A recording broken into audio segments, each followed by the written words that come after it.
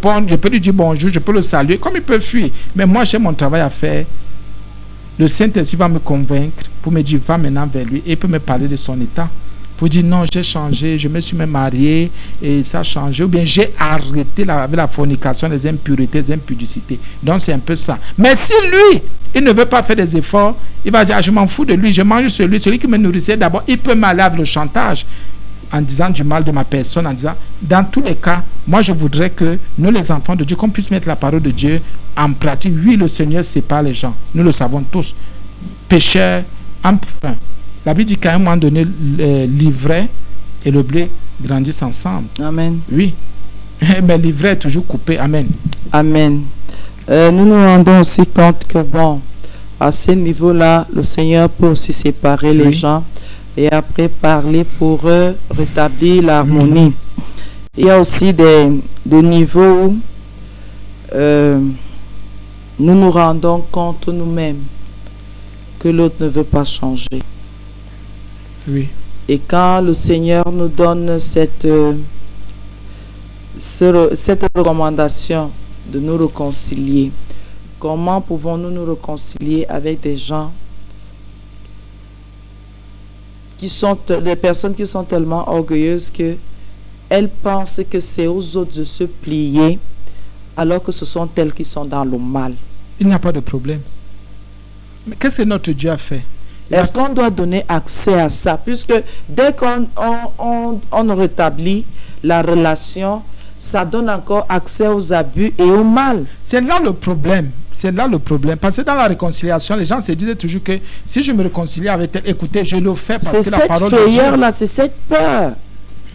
On a déjà expliqué plusieurs fois, si je me réconcilie, ce n'est pas pour, on appelle ça comment, Saint-Esprit, ce n'est pas pour entrer encore dans un genre de relation. Ça a été brisé, mais il y a l'harmonie. Peut-être on ne va plus faire le même travail ensemble. Oui. Mais la politesse, la bienséance est restée. On est ensemble, on va parler, on va dialoguer.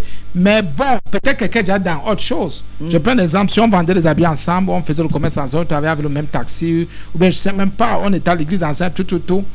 Mais on s'est réconcilié, mais ça ne veut pas dire que on va reconduire, on rentre dans la même église. C'est là le problème. Ou ça ne veut pas dire que parce que je suis pasteur, il faut que tu reviennes là où peut-être je suis berger par la grâce de Dieu. Non, mais il faut seulement que l'harmonie soit rétablie, l'entente soit rétablie. C'est là le problème. Les gens se disaient que non, il faut revendre ensemble, il faut retravailler ensemble.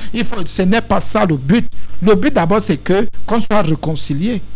Qu'on se réconcilie, qu'on se remette ensemble à lui, qu'on rétablisse la relation. La relation, c'est ce qui compte. Je ne veux pas... La relation ou la politesse? Non, la relation. On parle de relation, on parle d'harmonie ici. Parce que la politesse est légère. La politesse peut être une hypocrisie. Non, on peut commencer à dire bonjour à quelqu'un à qui on ne disait pas bonjour. Non, mais il y a quelque chose. Parce que dans la réconciliation, on rétablit ce qui avait été brisé.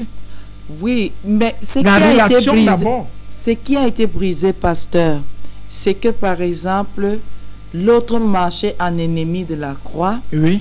Et moi, je faisais des efforts pour marcher selon la parole de Dieu. Maintenant que le Seigneur nous interpelle, nous, enfants de Dieu, nous, enfants de Dieu, nous avons même arrêté de dire bonjour. Oui. C'est que nous, on dise bonjour. Mais ça ne veut pas dire que les autres ont cessé d'être des ennemis de la croix. Mais justement... On ne peut plus rétablir cette relation parce qu'elle ne tient pas. Ils sont toujours ennemis de la croix. Alors, je dis bonjour, ça s'arrête. Mais justement, est-ce que le bonjour... Vous avez dit que la politesse est légère, c'est pour ça que moi je trouve que la politesse... Je trouve que la politesse est légère. Je prends un exemple. Bonjour, comment tu vas? Bien, sois béni. C'est un exemple. Si l'autre commence, je voulais même vous voir. Ça, je ne peux pas permettre. Moi, je ne veux pas que la personne me voie. On s'est déjà vu, on s'est dit bonjour, ça s'arrête là. Voilà notre problème. C'est là où nous, enfants de Dieu, nous sommes endurcis. Parce que moi, je crois qu'il faut qu'on casse notre orgueil, qu'on brise nos suppositions ou nos jugements. Parce que je prends l'exemple, oui, je voulais même vous voir, oui. Quelle est la question? Je ne perds rien. Je prends l'exemple. Écoutez un menteur? C'est là le problème. Mais c'est là où je vais discerner aussi. là Mais ça va encore faire que quelqu'un va rentrer de la fâchée. Non, c'est pour ça que beaucoup d'enfants de Dieu sont faits. Mais je prends un exemple très simple. Parce que moi, je crois que les dispositions comptent beaucoup. Les dispositions comptent beaucoup. Je prends un exemple. Quelqu'un qui... Je prends un exemple. Je prends un exemple. Moi, me voici pasteur. Je prends un exemple. Pas la grâce de Dieu. Pas la pure grâce de Dieu. Je prends un exemple. Quelqu'un est à l'église. Et il faisait des choses pas dignes. Pas claires. Pas propres. Et qui a même peut-être été excommunié. On se retrouve. Bonjour, bonjour. Vraiment, soyons bénis. Oui. Je vais répondre. Ça ne dérange pas. Oui, je suis venu demander pardon. Ça s'appelle moi, ça s'appelle l'autre. Selon que le Saint-Esprit va nous conduire par la grâce de Dieu. Moi, je ne peux pas dire que je suis venu demander pardon parce que bon, j'ai rien fait. Mais c'est alors là le problème. C'est pour ça qu'on dit qu'on prend l'orgueil. Parce qu'il y a un problème d'orgueil dans la fessière. Il y a un problème d'orgueil. Hein. C'est l'autre qui a commis des délits. Et moi, je demande pardon. Même là, ça, c'est une mauvaise... Ça, c'est un mauvais truc. Je prends un exemple. Prenons un exemple. Allons d'abord simplement. Allons simplement. N'appelons pas conjuration. Allons simplement. Allons simplement. Oui, allons-y, homme de Dieu. Dans l'amour, il faut que je te connaisse et que je te comprenne. Oui. Si tu as commis des erreurs et que, au lieu de te parler avec douceur, j'ai crié sur toi, qui a tort? C'est moi qui ai tort. Si j'ai passé plusieurs moments à te parler avec douceur, oui. Tu as persisté, tu as insisté et tu t'es même moqué, tu as commencé à calomnier, tu as même détruit. Je fais quoi? Qu'est-ce que nous ne faisons pas et qu'est-ce que notre Dieu ne fait pas? Non, Jésus a même cassé les marchands au temple. Justement, nous sommes d'accord. On a un problème. C'est la colère de crier sur quelqu'un. Par moment, c'est pour dire, mais reprends-toi. Quand on crie sur quelqu'un, c'est pas toujours parce qu'on veut parler mal. Justement, c'est même là le problème. Et pourquoi l'autre doit tabler sur ce cri-là et a oublié toute la douceur que vous avez exprimée avant? Bon, quand Jésus, prenons l'exemple de Jésus, qu'est-ce qu'on n'a pas fait? N'est-ce pas les gens qui ont fouetté Jésus? Jésus est mort pour ces gens. N'est-ce pas les gens qui se sont moqués de Jésus? N'est-ce pas Jésus est mort pour ces gens? Est-ce que c'est un péché qui les appelle hypocrites?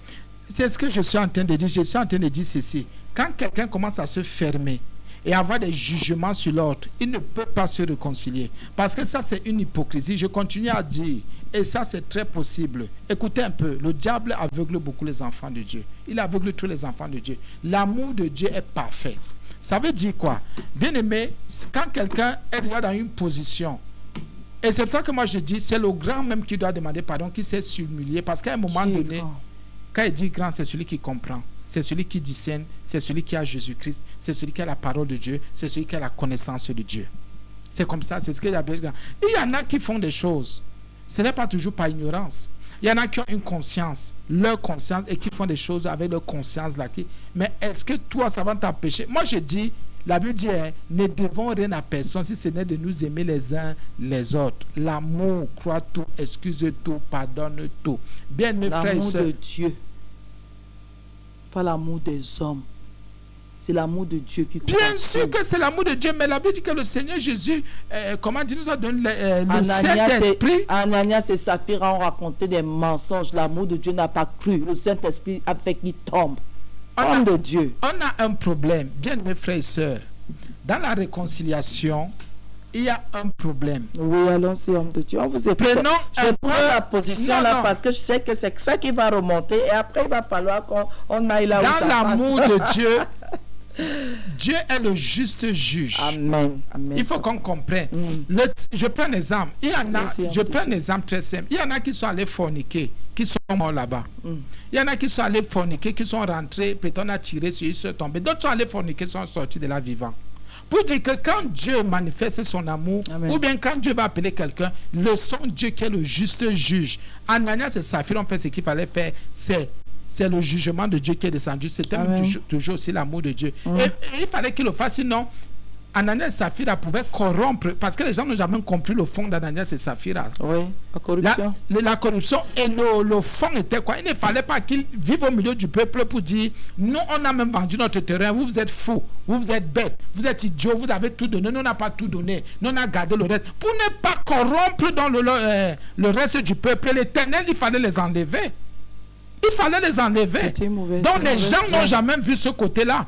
que le Seigneur dit non, je ne vais pas le laisser. C'est que ce couple-là fait. Au début, comme ça. Au début, comme ça, je suis en train d'établir des choses éternelles, que mon peuple me fasse confiance, que mon peuple se donne pour moi. Si ce couple a décidé et ce couple va infecter les autres, vraiment, je préfère arrêter ça. C'est pour cela qu'ils sont morts, pour que le peuple ne pourrisse pas. Amen. Pour ne pas... c'est pour ça que pour certaines choses, il y a des gens qui meurent pour ne pas infecter le peuple. Pour certaines choses, c'est même l'Éternel qui les éloigne. Et parfois, quand l'Éternel éloigne, il montre que c'est lui qui est éloigné. Et parfois, il y a des possibilités. Je vais prendre un exemple très simple. Il y a des gens, nous allons chercher à nous réconcilier avec ces gens. Parfois, même le téléphone n'y aura plus pas. Même le numéro, même là, ils ont habité, mais si on va chercher, on n'aura plus de nouvelles. Là, le Seigneur dit, on va seulement dire, on va prier, on va dire, Seigneur, toi, tu sais que j'ai prié, j'ai eu de bonnes dispositions, j'ai écouté ta parole, il n'y aura plus rien. Pourquoi? Parce que le Seigneur dit, j'éloigne. Ou bien c'est nous qu'il peut même éloigner. Donc, je dis, quand on se confie au Seigneur, il faut qu'on soit vrai. Amen. Je dis, il faut qu'on soit vrai et n'allons pas avec l'esprit de jugement, des critiques et l'orgueil, ou bien avec une certaine hauteur. Avec la hauteur, on ne va jamais se réconcilier. Imagine d'un couple. D'un couple, qui va aller où? Qui va faire quoi? C'est pour ça que le monde est venu, je prends ça comme ça, le monde est venu avec une parole, le divorce. Le divorce. Parce qu'à un moment donné, se rendre compte que je viens encore avec elle, je fais quoi dans la maison, si je fais quoi. Il faut seulement partir. Il faut seulement totalement se séparer pour ne plus. Oh, ça n'a jamais été une solution. Ça n'a jamais été une solution. Donc, on disait tantôt que bien mes frères et sœurs en Jésus, ne laissez pas la colère monter en vous. Ne laissez pas les jugements, les critiques monter en vous. Il y a des choses que l'Éternel permet. Mais s'il vous dit de vous humilier, bien mes frères et sœurs en Jésus, humiliez-vous. Humiliez-vous, je vous en supplie. Ne laissez pas l'endurcissement vous prendre, l'insensibilité vous... Parce que, pardonnez-moi, je vais vous dire encore quelque chose qui va un peu vous blesser. Bien-aimé, venir à l'église ne veut pas dire qu'on connaît Dieu. Dieu est amour. Bien-aimé, Dieu est amour. Vous faites ce que Dieu vous dit de faire, le Seigneur Jésus vous dit de faire, mais ne faites pas ce que le diable vous dit de faire. Parce que parfois, il y a des situations qui se présentent, nous regardons plus aux situations qu'à ce que le Seigneur nous dit de faire. Quand il y a une situation, la première chose qui parle, que Dieu manifeste d'abord, c'est son amour. Et toi aussi, quand il y a une situation qui ne va pas, manifeste d'abord l'amour, prouve d'abord ton amour. Dis à cette personne, je t'aime. J'ai l'amour de Dieu, je t'aime vraiment. Mais comme ça c'est arrivé, le Seigneur permet qu'on se sépare parce qu'à un moment donné, le Seigneur permet vraiment la séparation. Parce que quelqu'un peut avoir des choses dans ses pensées, quelqu'un peut confesser les choses, l'autre prend la légère. Et pourtant que c'est déjà la séparation qui est en train de les bruits qui sont là, ou les embrouilles. Bien mes frères et sœurs, l'amour, ne laissez jamais la haine vous aveugler, parce que c'est très important. Parce que beaucoup d'enfants de Dieu laissent la haine. Pourquoi tel? Pourquoi tel? Pourquoi tel? Non. La haine aussi a sa logique. Les ressentiments aussi ont leur logique. L'insensibilité aussi a sa part de logique. Bien, nous prêchons Christ crucifié, Christ est ressuscité. Nous prêchons la réconciliation. L'Éternel Dieu pouvait avoir notre position. Pour dire, comme la servante disait là, pouvoir avoir notre position que bon, d'abord je suis au ciel. Même si les humains là se perdent, je suis ici avec mes anges, je suis ici avec mon fils, j'ai tout ici. Mais imaginez, il a envoyé son fils unique. Regardez l'amour. Et justement, il y a beaucoup de choses qui nous retiennent. C'est notre orgueil. C'est notre suffisance. Nous sommes auteurs. C'est pour ça qu'on dit qu'on ne peut pas se rabaisser. Et justement, c'est parce que nous avons... Est-ce que vous savez que parfois nous avons déjà jugé les gens que Dieu même n'a pas encore jugés? Parfois nous avons condamné les gens que le Seigneur n'a même pas encore condamnés. Pourquoi? Parce que nous avons des positions qui ne tiennent pas. Nous devons faire attention.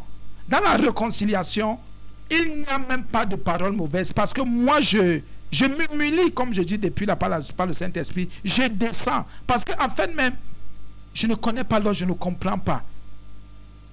Peut-être l'autre ne me connaît pas, ne me comprend pas. Ce n'est pas un rapport de force, non. Mais c'est que, qu'est-ce que la parole me dit? Est-ce que je vais laisser cette parole me toucher, briser mon orgueil? C'est là le problème, bien aimés frères et sœurs. Comme la servante disait, beaucoup d'enfants de Dieu sont très endurcis, sont très insensibles. Ils préfèrent se mettre dans des situations confortables, des situations qui les réconfortent, même si vous voulez, et prendre toujours la bonne position pour dire ce sont eux qui souffrent, ce sont eux qui ont été blessés. Arrêtons, bien-aimés. La vérité est de Dieu. ouvrons-nous, ouvrez-vous. Vous allez voir que Jésus sera toujours avec vous. Ces gens ne peuvent même pas vous tuer, ne peuvent pas vous assassiner, au contraire. Mais je dis, et ce que la Bible m'enseigne, que il faut que je regarde dans la parole. Qu'est-ce que la parole me dit? Il y a autre chose aussi. Nos émotions nous trahissent beaucoup. Et nos émotions nous font avoir un mauvais jugement. Nos émotions sont toujours dans ce sens-ci. Enfin, pour la réconciliation, si tu écoutes tes émotions, tes sentiments, tu ne vas jamais te réconcilier avec quelqu'un.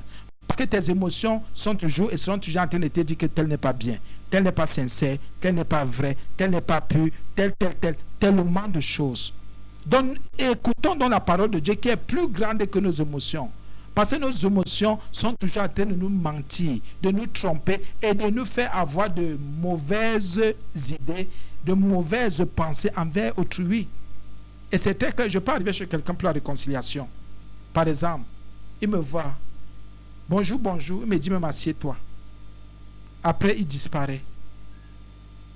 Ça peut être un frère, ça peut être une soeur, assieds-toi, après il disparaît. Il va faire 5 minutes. Tu deviens impatient. Il est parti où? Elle est partie où? 10 minutes, 20 minutes, tu commences à être impatient. Tu dis, ah, si je fais ça, si c'est ça, je commence à rentrer, c'est même quoi, tout. Ou bien si tu es venu avec quelqu'un pour la réconciliation. 15 minutes après, la personne vient, bien habillée, pour dire, non, il fallait que je prenne mon bain. Imaginez ce qui habitait déjà en vous. Imaginez ce que vous avez commencé à confesser. Ça veut dire que vous n'étiez pas sincère. Oh, la personne est juste allée prendre son bain. Non, c'était la personne de me dire que j'allais prendre mon bain. Non, tu es venu pour Comment vrai? Tu es venu pour la réconciliation. Non, homme de Dieu, quand même, la personne est venue chez vous. La personne est venue chez vous. Vous ne disparaissez pas 10, 15. Ça, c'est être impoli. Moi, je ne tiendrai même pas 20 minutes, je vais partir. Ça, c'est un manque de bienséance. Quand tu t'excuses, tu dis, je vais prendre mon bain pour que je sois à l'aise avec vous. Vous m'avez trouvé je ne suis pas très à l'aise comme je suis là. Et pour que je me sente bien, non, homme de Dieu, je vous en prie. Bon, bien aimé, écoutez. C'est chez vous que je suis venu. Écoutons alors maintenant, bien aimé. Ce n'est pas poli. Nous étions dans des problèmes. Il y a eu des brouilles. Et si j'ai eu des embrouilles même. Il y a eu des ruptures. Par le Saint-Esprit, je me repens, je viens. Je voudrais faire un travail spirituel. Pardonnez-moi, bien-aimé. Certains vont même trouver que c'est être lâche. Écoutez un peu la parole de Dieu. Parce que vous savez, aujourd'hui, très peu de personnes sont sauvées parce qu'il y a trop d'impatience dans les cœurs des gens. Homme de Dieu, moi j'ai pratiqué cela. Je l'ai pratiqué, homme de Dieu. Que je sais que le Seigneur me montre comment, malgré tout ce qui s'est passé, l'autre est très mal. Je souffre aussi, mais je prends ma souffrance. Je l'écrase, je vais vers l'autre, je lui dis, je m'excuse, pardonne-moi, j'étais blessée. L'autre est consciente de ce qu'elle a fait et ce qu'elle fait. Je m'humilie, je vais auprès de cette personne, je finis de parler, je lui demande pardon. Et tellement j'ai mal, homme de Dieu, mes larmes coulent. À la fin, puisqu'on partageait, je lui dis, bon, moi je vais partir. Que la paix du Seigneur reste avec vous et moi aussi je parte avec. Ne perdez pas la foi, que ce qui s'est passé, remettons au Seigneur et qu'il nous réconforte les uns les autres et que son amour inonde nos cœurs. Homme de Dieu, moi je rentre, je suis tranquille parce que je me dis, ce n'est pas ma souffrance qui était importante. C'est la souffrance de l'autre, puisque l'autre n'est pas très éclairé par rapport à moi. Et il faut soutenir l'autre. Mais qu'est-ce que je n'ai pas entendu comme raillerie? Et ce qui ne s'est même pas passé, c'est ce que l'autre met en avant. Oh, elle a fait ceci, elle était ici, elle a fait comme ça. Au fond, ce n'est pas ce qui s'est passé. Je me suis senti encore plus mal. Mais qu'est-ce que j'ai fait? J'ai préféré encaisser. J'ai préféré encaisser. Et le fait que je sois allé auprès de cette dame lui a donné des ailes, l'orgueil, au point où elle a pris son téléphone un jour. Elle s'est mise à m'insulter. Parce que j'ai donné accès. Non, je ne crois pas que j'ai donné accès. J'ai fait ce que mon cœur ce que le Seigneur avait mis dans mon cœur. Je suis allé vers elle. Je lui ai demandé, alors que c'est elle, pardonnez-moi de le dire, c'est elle qui avait tort. C'est elle qui avait réagi comme quelqu'un qui n'avait jamais été enseigné. Pendant 10 ans. Moi, je vais pour dire, moi, je suis une enseignante de la parole. Je suis née de Dieu. Ne sont même qu'enseignante. Je suis née de Dieu. Je sais ce que le Seigneur... Et quand le Seigneur te montre que c'est l'autre qui souffre beaucoup, tu oublies ta personne, tu oublies tes petits soucis, tu oublies tout ça. Tu vas plutôt reconforter l'autre parce que, quelque part, quand Dieu te montre, le Seigneur te montre ce genre de choses, ça veut dire que tu es plus forte. Mais qu'est-ce que l'autre n'a pas fait? Au point de prendre son téléphone pendant... J'avais laissé le téléphone parler. Pendant plus de 15-20 minutes en train de m'insulter, j'étais en train de lui dire, qu'est-ce qui se passe? Qu'est-ce qui s'est encore passé? La seule réponse qu'elle avait, imbécile, me dit, les choses que je ne peux même pas dire ici. Homme de Dieu, on a beau dire que vous pouvez prendre le risque. Voilà, moi je vais dire aujourd'hui que j'avais pris ce risque. Pourtant, je m'étais soumise à la parole de Dieu. Elle a fait quoi? Ça lui a donné la force de dire du n'importe quoi. Ça lui a donné la force de dire du n'importe quoi. Quelqu'un m'a dit, tu allais ouvrir la porte alors que je mettais en pratique la parole de Dieu. D'aller lui dire que ta foi ne se perde pas. Sois forte. Christ ne te décevra jamais. Si nous on t'a déçu, va voir un autre pasteur qui sera meilleur, qui te comprendra parce que nous on ne t'a pas compris. Voilà les choses que je suis allé dire à cette dame. Que ne perd pas la foi en Christ. Non, je ne peux pas perdre ma foi en Christ. Quelqu'un qui n'a jamais cru. Quelqu'un qui était dans l'impudicité, maman qui était dans l'impudicité, dans les mauvaises voies. Ça n'a rien à voir, homme de Dieu. J'ai expérimenté toutes ces choses-là. Et je n'ai, pardonnez-moi de le dire, je n'ai récolté que le même résultat. Avec les hommes. Inspiré par le Seigneur que l'autre souffre beaucoup. Va un peu. Je suis allé dans la maison d'un couple. Pour leur dire, qu'est-ce que vous dites? Qu'est-ce que vous racontez là? Vous êtes venu à l'église, on ne vous a jamais fait de mal. Non, maman Blanche, vous ne nous avez jamais fait de mal. On vous a mal enseigné. Non. Mais parce que le couple avait déjà tissé des relations pas correctes avec certaines personnes en assemblée et que ces personnes-là étaient dans des mauvaises voies, le couple a préféré ces mauvaises voies. Et plutôt marcher en ennemi. Je suis allé les voir, je leur dis non, c'est pas Jésus. C'est pas Jésus qui a fait quelque chose et c'est pas nous qui avons fait quelque chose. Quelqu'un est indexé d'arranger quelque chose avec sa famille, ses enfants. Ça ne vous concerne en rien. Pourquoi vous réagissez comme ça? C'est après qu'on a compris que c'était une question. Il fallait cacher un secret. Le couple avait un secret et la femme voulait dévoiler et le mari ne voulait pas que la femme dévoile ce secret. Vous voyez qu'il y a beaucoup de choses que nous ne connaissons pas. Beaucoup, c'est après que nous avons su. Il y a beaucoup de choses qui sont en fond, que nous ne savons pas. Que les autres savent que ces gens-là sont en train de pratiquer. Nous ne sommes pas encore au courant parce que le Seigneur ne nous a pas encore dit. Il n'a pas encore dévoilé. Quand nous allons, nous voyons quelque chose, nous disons non, ce n'est pas ce que Dieu dit. Ce n'est pas ce que Dieu veut. Dieu voudrait que quand vous voyez quelqu'un s'égarer, que vous allez voir la personne pour lui demander qu'est-ce qui ne va pas. Homme de Dieu, j'ai posé 3-4 questions à ce couple que qu'est-ce qu'on a fait? Rien. On vous a blessé? Non plus. Qu'est-ce qui se passe alors? Maman Blanche, il n'y a rien. Je suis restée peut-être 15 ou 20 minutes dans cette maison. Non, Maman Blanche. Non, Maman Blanche.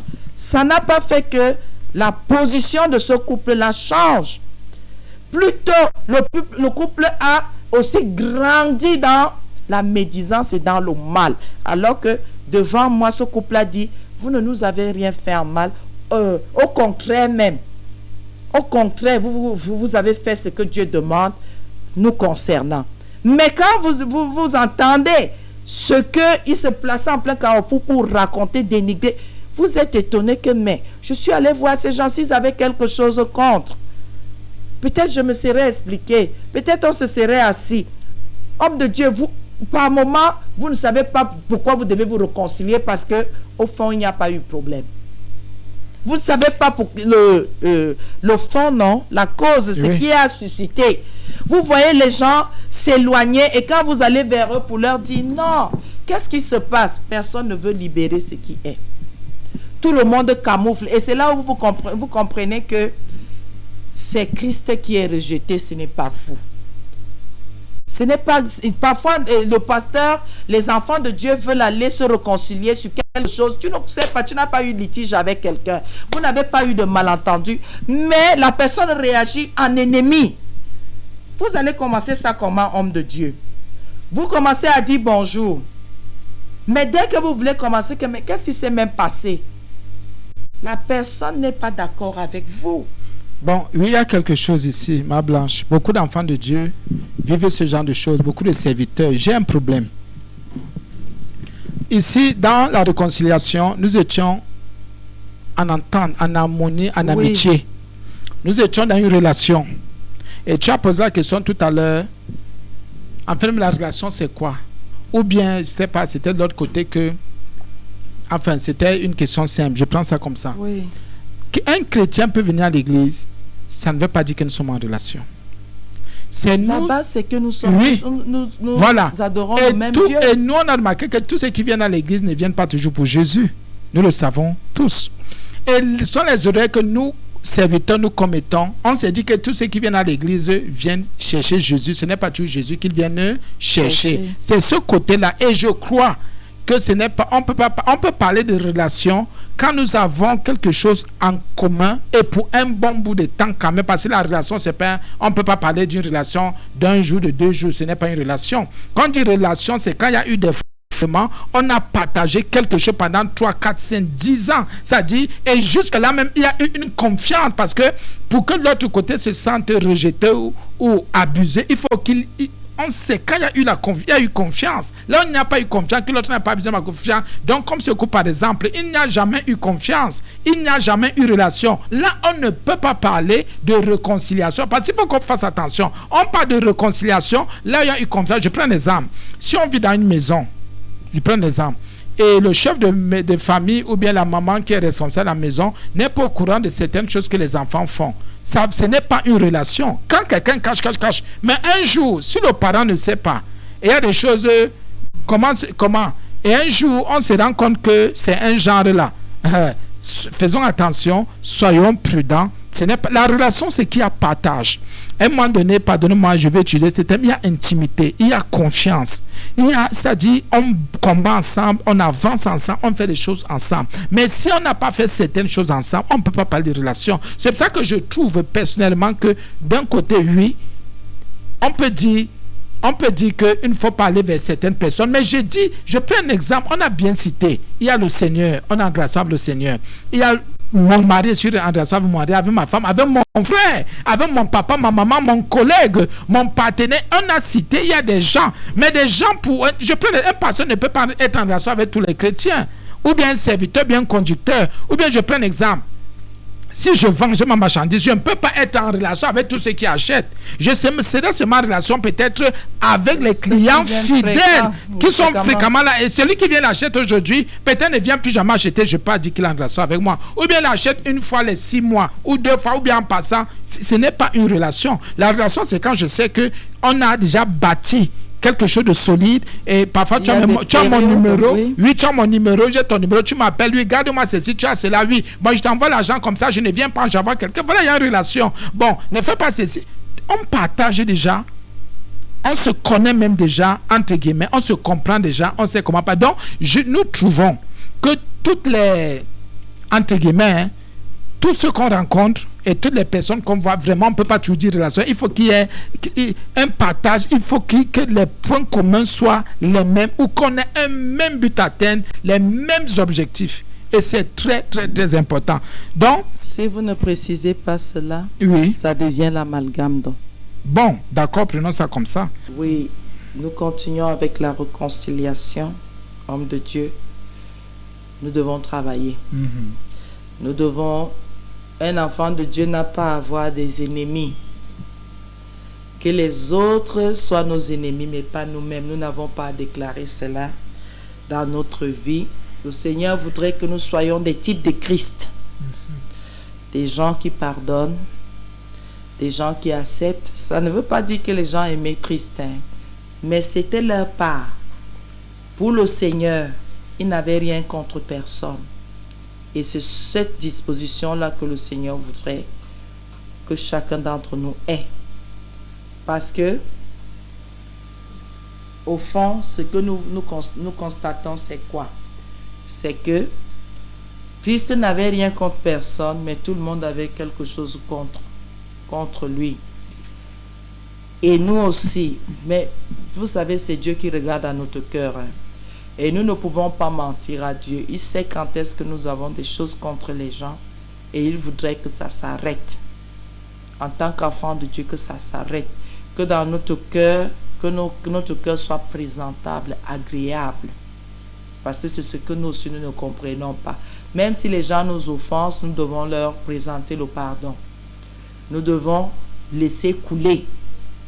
Que quand le Seigneur, nous sommes en prière, quand le Seigneur nous regarde, qu'il voit que nous avons remis chaque chose à ses pieds, ces bagages-là à ses pieds, et c'est à lui d'en juger. Il ne nous a pas établi juge.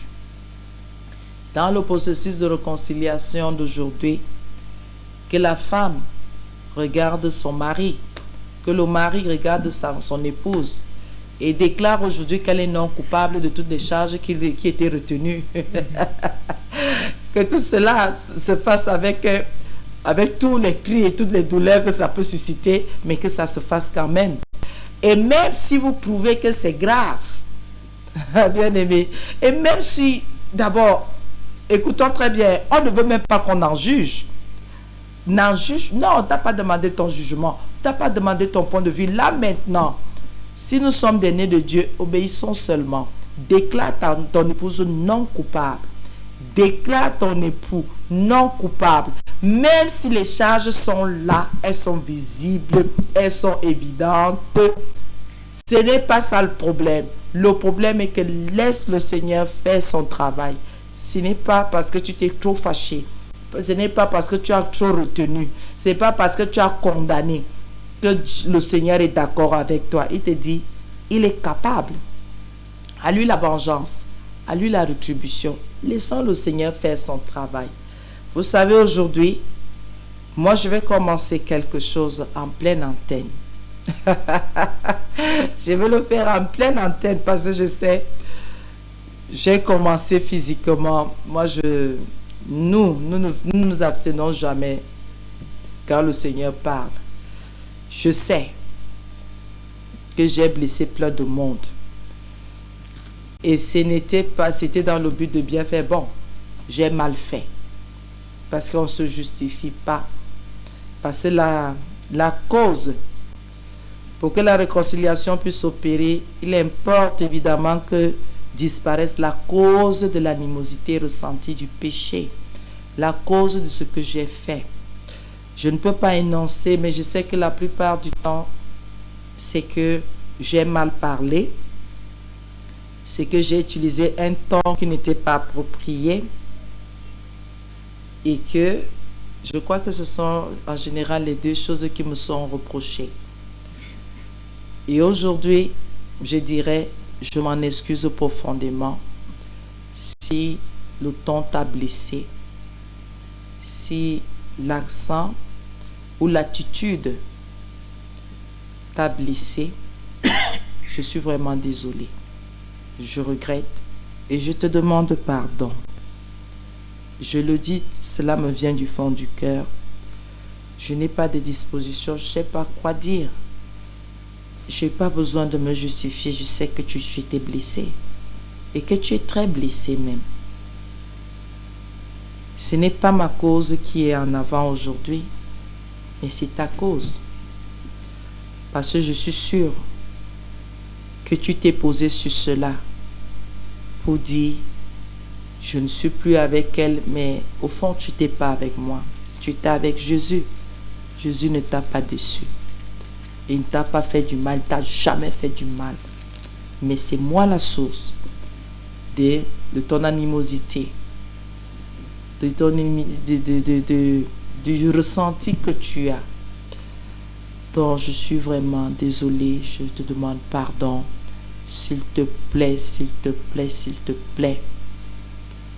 L'amertume que tu as là, si ça peut partir, vraiment que le Seigneur te fortifie. Qu'il te soutienne profondément, parce qu'il sait que ce n'est jamais évident.